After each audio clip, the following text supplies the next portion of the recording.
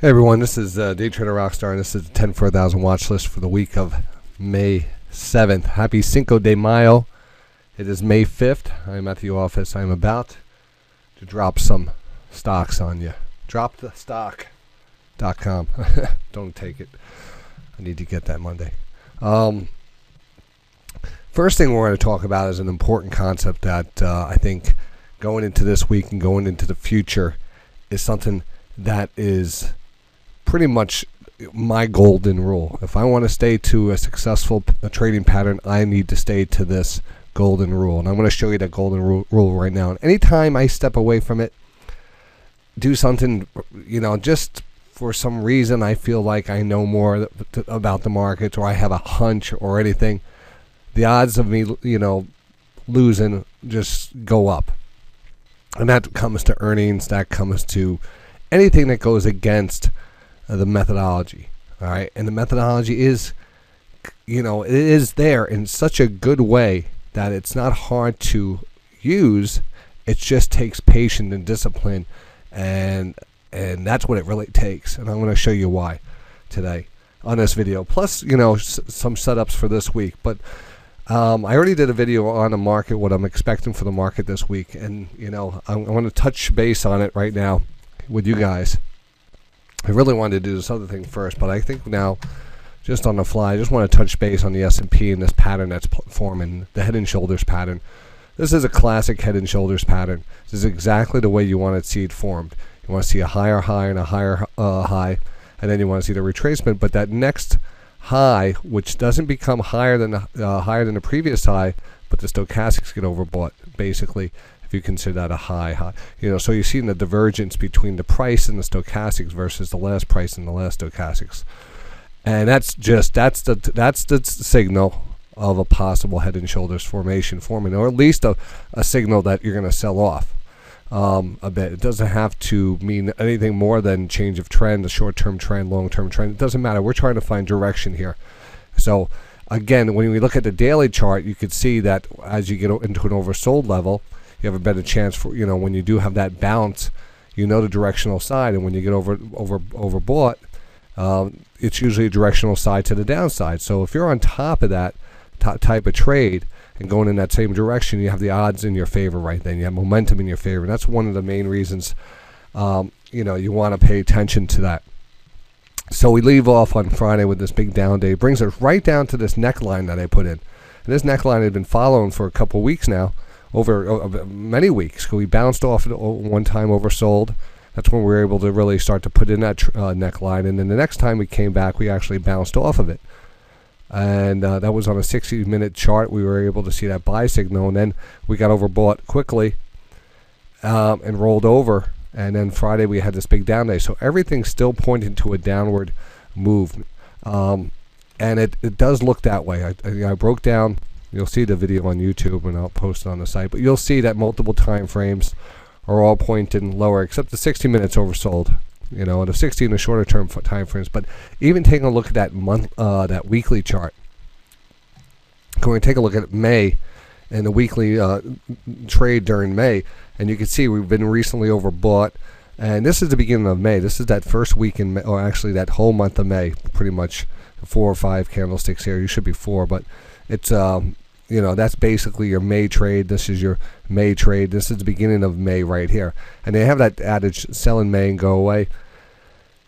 Is it going to play out? There's so much talk about it. I talk about that a lot in the video. Just tune into that video anyway. But anyway, you can see we have a negative bias on the weekly. We have a negative bias on the daily. And we have the pattern, which is a head and shoulders pattern. And everything's pointing to a move down. So we have to take that in consideration. That's something that's very difficult not to read into, and all the talk about correction and all the talk about other thing else playing on it, you have to feel that there's a good opportunity of a breakdown here, just because of the momentum of the daily. Now, when you talk about all the market chatter out there, that could be an indicator. It could be a good contrarian indicator usually.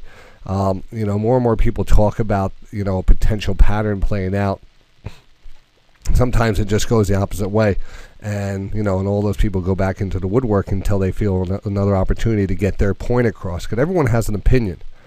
It's about how radical can your opinion be. Then that's when you're going to get the attention. That's when you're going to get so if you just come out and say, well, this is just going to be a normal pullback and stuff, well, people want to get on there and say, oh man, we're due for a 20% correction, or things are going to turn right over, we're going back under 1200. This is what people want to get on TV, and they want to and then you're out there listening to it, and it affects your trade. So if we look back at this trade right now, we're still not that far off the highs. Yes, it looks like a topping pattern. If you look at a book, if I put this thing upside down, it would look like a bottoming pattern. But one thing you have to remember, it hasn't broken down yet. All right, that's one thing. It hasn't broken down, and there's a lot of things in front of us. We have a different market now. It's a little bit different. Like I'm saying, I'm not trying to convince you otherwise, but I'm saying until we really break down to some important levels, the 1366 and the 1357, and we see what comes out of this French election, which could influence the market, and the understanding that there's QE3 on the horizon, and there's possibly a rate cut over in Europe, the central bank. There's a lot of things that could propel this market back and forth. So we want to stay true to the methodology and not get caught up with the hype or the opinions. All right, and that's what I want to prove to you today. All right, so we're going to go back to that Caterpillar trade, and what we call this is a high probability setup. And what I want to talk to you about is how we look at the daily chart, and we see the Caterpillars now back down into an oversold. And I actually took Caterpillar last week. We actually got a great trade on it, and it was amazing because basically the week was a crap shoot that to the downside. It was especially Caterpillar. So being able to catch that perfectly timed 1 day bounce was really good. And the reason I looked at that bounce there is because of the indicators line up. So we take a look at that 60-minute chart.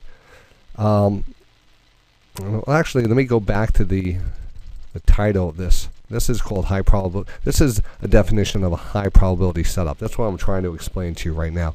So we have that daily setting up, but let's go down to the 60-minute chart. All right, and here's your 60-minute chart.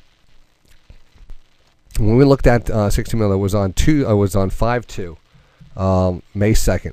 So when I took that, and I saw that the 60-minute chart, it was coming into an oversold level. We had a gap down, and I also knew that we had multiple time frames. So 5/2, right at that same time period, we were oversold on the 15. So the 15 and the 60 were lining up perfectly. That was two of the time frames on the stochastics were lining up. Normally, we don't talk about it as much. We're going to talk about it a lot going forward. The 60-15, normally I'm talking about the daily 60. The daily 60 is really the meat and potatoes behind a real high probability setup, just on the time and momentum type of thing. And then we look for the the recognizable pattern and the other support and resistance factors that might come in. But it's really about that pattern and the trend line support, if there is a trend line or a channel support, and the combination of the 60 and the daily stochastic reading. And you're going to see how it comes right along here. It's just a perfect setup. So that's why I got into Caterpillar. We had the 15, we had the 60-minute, and then I referred back to the 5-minute. And what I noticed in the 5-minute was we were just coming down to, I put this trend line, whenever I see two lines, two pivot areas, I automatically throw that line in there. So I threw that line in here, and we saw that the 5-minute chart came back down. The same time we started touching this trend line down here, we were oversold on the 5. And that same time, what that time right there, basically 10:30, 10:20, 15-minute chart. All right, we go back to that 15-minute chart. And it was the same time frame. You can see we're oversold on the 15-minute, and then on the 60-minute chart,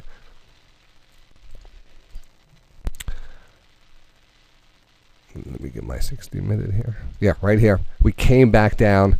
I didn't green that one up, but I'll green it right up. We turned back over, and then we came back down into that 60-minute chart oversold levels. That came right back down to us. And what was important about that, because that usually gives us like a double bounce there. And we had this move right from here and ended up selling it the next day, and the market actually turned over and came back down. So that leaves us with Caterpillar in the essence of a high probability setup. Caterpillar is back down into that 60-minute setup. All right. Now, what's the key to a 60-minute, real good longer term trade? And it's about the 60 daily being set up. So we're going to look at these 3 times, 2 other times. And how do we determine if it's a high probability setup? Well, first of all, the daily has to be oversold. It has to be basically, I would say definitely under 20. But if you could get down to a relative area where you recently were down into, in this case, you could just draw a horizontal line there, and you'll see it's going to be under 10. So if we get down under 10, like we had other times when we had these reversals on the daily, then we're looking at, very close of a change of a trend or something possibly happening to an opposite direction trade.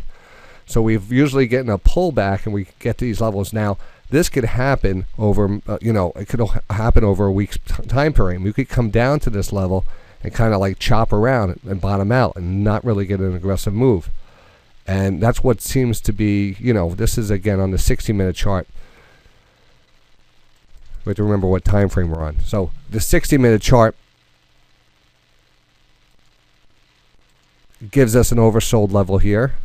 All right, gives us an oversold level, which was the last time we were on the 60-minute chart. I don't want to get off target here. Let me just bring this up. It was about 410. So for April 10th, I have a mark down because I want to show you the daily first. That's what I should have been doing. There we go. So we look at the last couple times that we're oversold on the daily. And it was right here. April 10th and 11th. April 10th and 11th. And that actually came down to that recognizable trend line too. But that was the last time, April 10th and 11th. And back here, March 7th. Let's make sure that's right. 6th and 7th. March 6th. So then we look at that 60-minute chart. So we know we're oversold on the daily. Now, you go back here.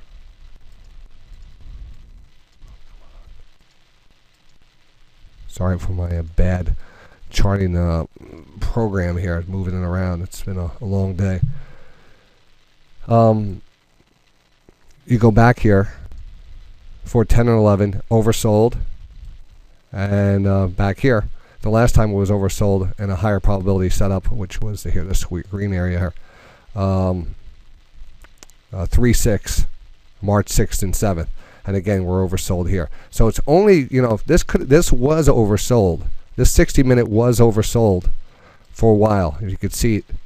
And this is going to clear things up. From this point on, you can start to see what we continue to sell off on the chart.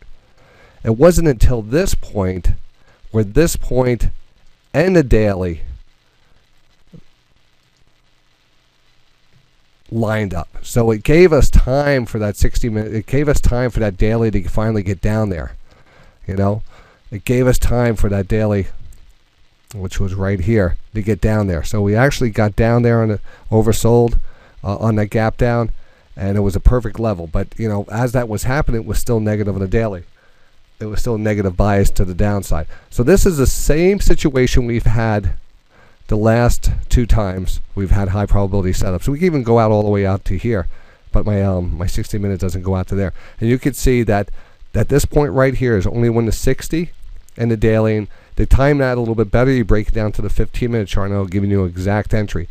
These don't come around that often, all right? These don't come around, these setups don't come around that often. So when they do come around, you wait for the 60, the daily to line up. This is the only last time it happened, and it had to wait for the 60 to be exactly lined up with the daily. And from that point on, we had a pretty decent rally. This was the last time. So right now, the daily is set up, and if we take a look at the 60 is pulled back and is set up here, and that's why I got in on Friday, because of the combination. Now, this is the hard part of trading, because you believe in something, you want it to work, you want to see that return, you want to have build confidence in your trading method. When the market is giving you signals, and there's especially this intense topping pattern that's playing out, and a combination of news, there's going to be a point where if there is news out in the market, it could ruin different patterns, and that it doesn't come around that much. But we're at that point where there is a major shift in the market that could happen.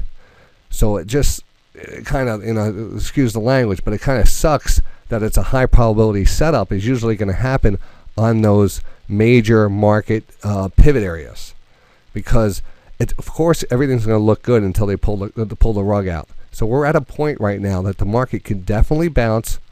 It can definitely bounce and move higher, but it also could break down, and it's a definite worrisome area this week. So you got to have a lot of extreme caution going forward with your longs, and so in some cases you might want to just watch this and see how it plays out. Even though it is a high probability setup, and because of the market the way it is, it's teetering on a major area of correction. And even the IBD's already said that we're in a corrective phase, and that just says everyone has a different viewpoint on the market. Everyone has a different outlook on it. I've seen things pull back and the fear come into the market, and then Monday we're up again and things are back to normal. So that's why it's so hard to be too biased or too opinionated on the market.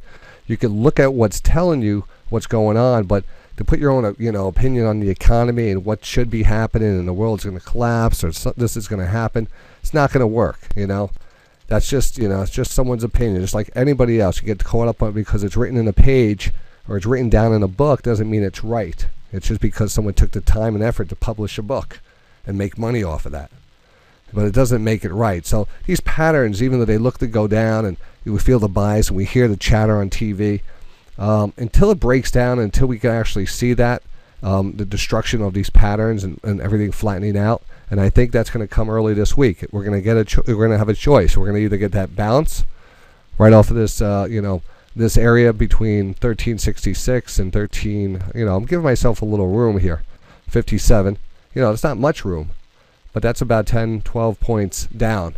I would, if we could get an early pullback, kind of scare the market, and then a reversal, I'm thinking that this high probability setup zone on Caterpillar is going to work out good. So that's why it starts off this week's watch list. And I spent a lot of time talking about that. Spent friggin' 20 minutes talking about the concept of the HPS setup. And I think it's important because going forward, you could continue to have great trades, but you have to wait and let them come to you.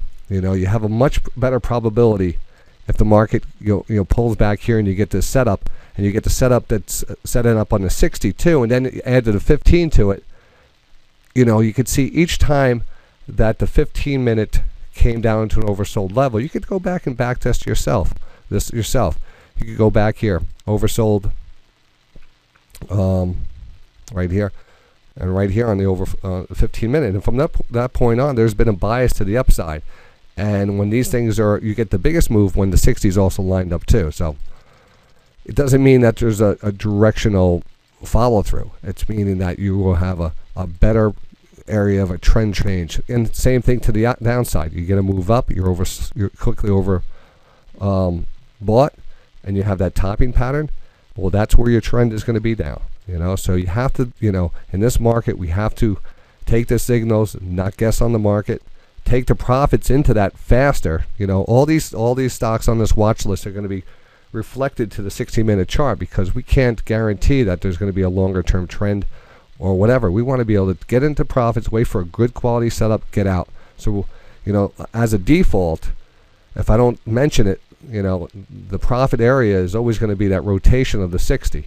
If you're short, then it's going to be something that's oversold, and if you're long, it's going to be something that's overbought. And it just takes the risk off the trade. It takes the emotion out of the trade. It takes everything out of the trade, and it just makes it. You make yourself a machine a little bit more. If the market starts to break down because of whatever, you have the option of stepping outside the market and letting things get back into a rhythm. If things go flat on the daily in the 60, I'd rather, instead of guessing where a bottom is going to be or following the short side, because I'm not really going to be sure where it's going to lead me. It's more difficult for me to short the market individual stocks other than the VIX or the SDS because of the different quality of the stocks and stuff. But we're going to have some shorts on the watch list too. But just remember that they're a little more difficult, and you have to again just apply the same rules but opposite. All right, let's kick this off after a half an hour of I gotta get this thing going here.